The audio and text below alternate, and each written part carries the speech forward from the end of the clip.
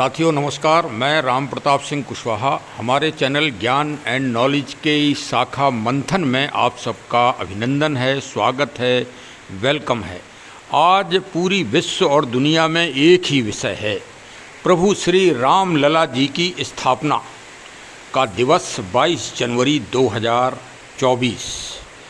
तो आज ये 2024 का तीसरा दिन है और लखनऊ में बारिश का आनंद छा गया है। बारिश हो रही है मूसलाधार, सर्दी और बढ़ती जा रही है, लेकिन अयोध्या का तापमान उसी के साथ बढ़ता जा रहा है। तो चलिए, ये अभी आपने हमारे वीडियो में बहुत तेज कड़क आवाज़ सुनी होगी। वास्तव में ये आनंद की आवाज़ है और ये प्रकृति की घोषणा है कि प्रभु का आगमन 22 तारीख जनवरी को हो रहा है और ये बिजली कड़क रही है। भगवान श्री कृष्ण जी के जन्म के समय भी इसी तरह का वातावरण आच्छादित था इस भूमंडल में। मतलब एक तरह से देखा जाए तो प्रकृति अपनी आतिशबाजी, प्रसन्नता और आनंद में चला रही है अभी से। और आपको ये भी जानकारी होगी कि पूरे राम मंदिर में जो शिलापट और पत्थर आए हैं वो राजस्थान गौरवशील जो खनिज है वहाँ पर, जो वहाँ से बंसीपुर गांव से आए हैं। बंसी किनका नाम है आप जानते ही हैं, भगवान प्रभु श्री योगेश्वर कृष्ण जी का नाम है बंसीधर, और वहीं से वो एक एक पत्थर आया है। बताइए, करोड़ों खाने होंगी, जाने कहाँ कहाँ पहले पर्सिया, ईरान और जाने कहाँ कहाँ से पत्थर, संगमरमर, इराक, इटली से आया करते थे। लेकिन प्रभु राम जी के पावन मंदिर जन्मस्थली पर बंसीपुर गांव राजस्थान का ही पत्थर सिलेक्ट हुआ, और वो भी मैसूर के जो हमारे भारत के रिसर्च स्कॉलर हैं, जो पत्थरों पर विशेषज्ञता करते हैं, उन्होंने उस पत्थर को सेलेक्ट किया है वैज्ञानिक रूप से। थोड़ा सुधार कर लें, मकराना जो पत्थर है संगमरमर से, उससे कुछ मूर्तियां का निर्माण हो रहा है, लेकिन जो असली प्रभु श्री राम जी की मूर्ति बन रही है वो कर्नाटक के जो शिलाखंड है, उस शिलाखंड का नाम है श्री कृष्ण। सुन लो एक बार फिर से, उस शिलाखंड का नाम है श्री कृष्ण, और वही शिलाखंड पूरी दुनिया में सेलेक्ट हुई। यद्यपि नेपाल सरकार ने अपने सालिग्राम जी की शिलापट भेजी थी, बड़ी बड़ी शिलाएं आई थीं, आपने देखा होगा। वो शिलाओं को नहीं काटा गया, क्योंकि सालिग्राम जी तो चाहे बड़ी शिला में हो या छोटी शिला में, वो तो सालिग्राम ब्रह्म तत्व हैं ही, इसलिए उनको काटा नहीं गया। ये श्री कृष्ण कर्नाटक से। अब भाई इसी से समझ लो कि राम जी में ही श्री कृष्ण जी भी शामिल हैं। अलग अलग विचारधारा इस दुनिया में मत चलाओ, एक ही विचारधारा से चलो, सिर्फ राम जी की विचारधारा से। श्री कृष्ण जी छोटे हैं, उनको छोटे ही रहने दो, ये हमारा सुझाव है। जो समीक्षात्मक लोग आजकल अलग अलग विचारधारा चला रहे हैं वो गलत कर रहे हैं। बांटो मत, एक ही रहो, मर्यादा पुरुषोत्तम प्रभु श्री राम लला जी के साथ। और प्रभु राम जी की जो मूर्ति बन रही है वो भी भारतीय पत्थर मकराना की बन रही है। वाह साहब वाह। और आज श्री नृपेंद्र मिश्र साहब जो अध्यक्ष हैं राम जन्मभूमि तीर्थ क्षेत्र परिसर ट्रस्ट के, वो अध्यक्ष साहब हैं। आज उनका हमने इंडिया टीवी पे पूरा साक्षात्कार को, इंटरव्यू को सुना, समझा और प्रेरणा ली, मोटिवेशन लिया। उसी मोटिवेशन के कुछ प्रसंग हैं हमारे ब्लॉग में, और कुछ हमारे सुझाव हैं जो हमने उनको एक पत्र के द्वारा भी हमने उनको सूचित किया, करने का प्रयास किया है। चलिए, इस वीडियो के माध्यम से मैं जन जन में अपनी आवाज़ पहुंचाने का प्रयास कर रहा हूं। ये आवाज़ माननीय श्री नृपेंद्र मिश्र साहब के पास पहुंचे और ये कार्य भी पूर्ण होना चाहिए इस शुभ घड़ी में, जो 84 सेकंड की शुभ घड़ी है। मतलब 84 लाख योनियां हैं इस दुनिया में, ना एक योनि कमी है ना एक योनि कम है। आज के वैज्ञानिक चाहे जितने बड़े विद्वान बन जाएं, लेकिन एक भी चीज़ जो वेद में लिखी है वो ना तो काट पाए हैं, ना कोई नई चीज़ ढूंढ पाए हैं इस पूरी दुनिया में।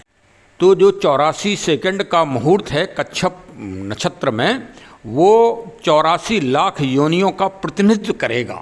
यही दिख रहा है कि प्रभु श्री राम जी ही ब्रह्म हैं, क्योंकि ब्रह्म के तत्व जब ब्रह्म को मिलने लगे तो समझ लो कि यही ब्रह्म हैं।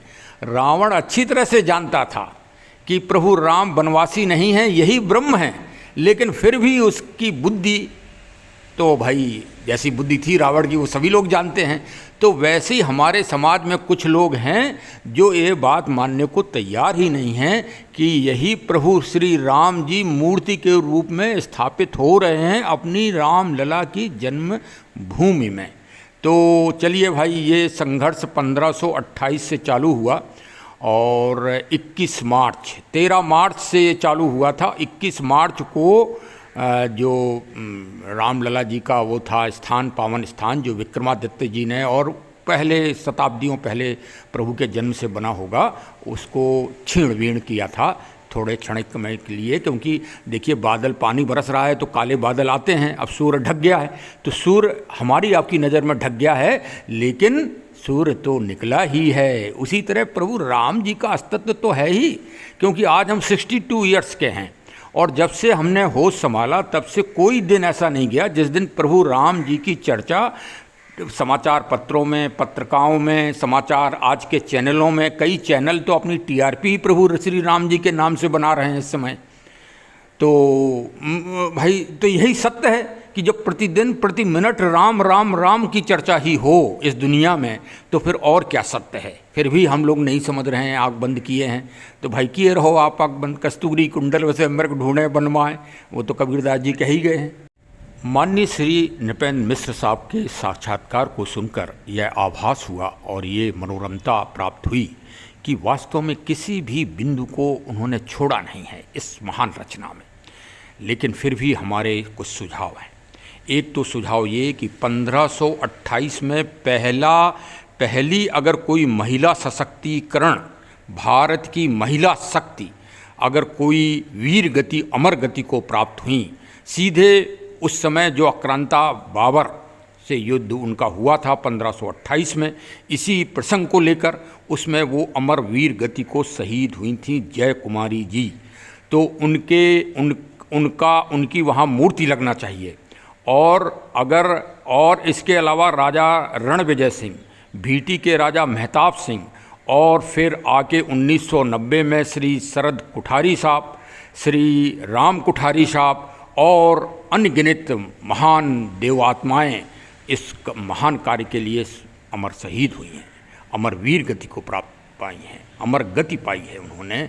तो ये वास्तव में सच्चे सेवक हैं और ये आत्माएं वहाँ दर्शन करने 22 तारीख को अवश्य आएंगी।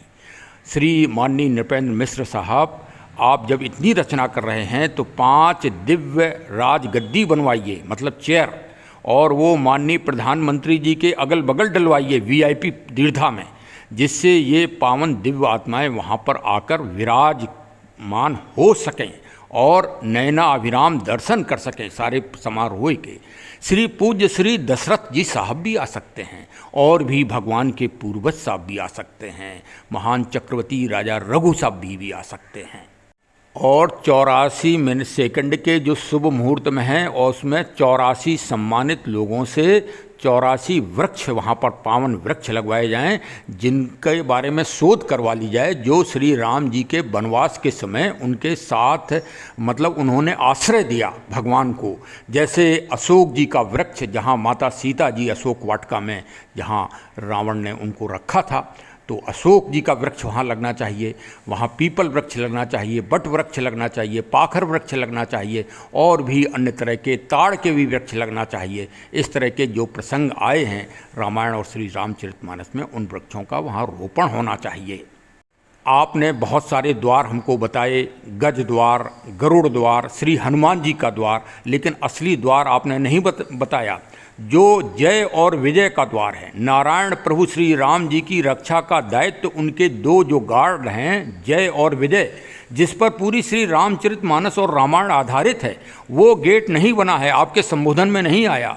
और आपके संबोधन में चेयर वाली बात भी नहीं आई। राजगद्दी, 5 राजगद्दी डलवाइए जिसमें हमारी दिव्य मृत आत्माएं वहाँ पर आके बैठ सकें, और 84 वृक्ष लगवाइए उसी समय, उसी मुहूर्त में, तब हम मानेंगे कि हाँ, ये कार्य महानतम रूप से आपने प्रकट हुआ, जिससे पूरी दुनिया में प्रकृति और जलवायु संरक्षण का संदेश जा सके, जिसमें भगवान प्रभु श्री राम जी ने अपना पूरा जीवन अर्पित किया। उन्होंने समुद्र से ईश्वर होके, ब्रह्म होके, उन्होंने समुद्र से प्रार्थना की। किस लिए? पर्यावरण की रक्षा का महान संदेश देने के लिए। हाँ, अब हमें तो हम लोग सुना देते हैं कि विनय न मानत जलद जड़। अरे विनय ईश्वर क्या करेंगे? अरे ईश्वर ने संदेश दिया है हम मानवों को कि इस दुनिया और ब्रह्मांड को अगर कोई बचाएगा जलवायु परिवर्तन के दंश से। बर्फ़ पिघल रही हैं मानवर साहब, ज़रा ध्यान दीजिए। 84 वृक्ष लगवाइए और पूरी दुनिया को संदेश दीजिए प्रभु श्री राम जी का। और चौथा आपको सजेशन कि जो भी भक्त आएँ वहाँ दर्शन करने पावन भूमि अयोध्या में, वो भगवान जी का एक ही नाम लें, श्री राम लला साहब को ही बुलाएं, क्योंकि अयोध्या के लिए प्रभु राम जी राम लला जी ही हैं। क्योंकि दशरथ और कौशल्या माता जी वहाँ विराजमान हैं, इसलिए वहाँ वो प्रभु श्री राम नहीं हो सकते। श्री राम जी का नारा न लग के श्री राम लला जी का नारा लगना चाहिए, और दूसरा नारा हनुमान लला जी का लगना चाहिए पावन भूमि अयोध्या में। बस यही हमारी 4 रिक्वेस्ट हैं। श्री नृपेंद्र मिश्र साहब, मान्यवर साहब, इनको भी पूरा कराइए, और जो प्रबंध कमेटी आपकी ट्रस्ट है उसमें भी पूरा कराइए। और एक और कमी 5वीं नज़र आई है कि प्राण जाए पर वचन न जाई, रघुपति रीत सदा चल आई। इसका प्रतिनिधित्व नहीं है आपके ट्रस्ट में। बस इसी में बहुत बड़ा सार हमने कह दिया। और इस विचारधारा को अगर निगलेक्ट किया गया इस भारत में, तो ये बहुत विचारधारा ही बदल जाएगी देश की। इस पे भी मान्यवर गणमान्य लोग समीक्षा करें।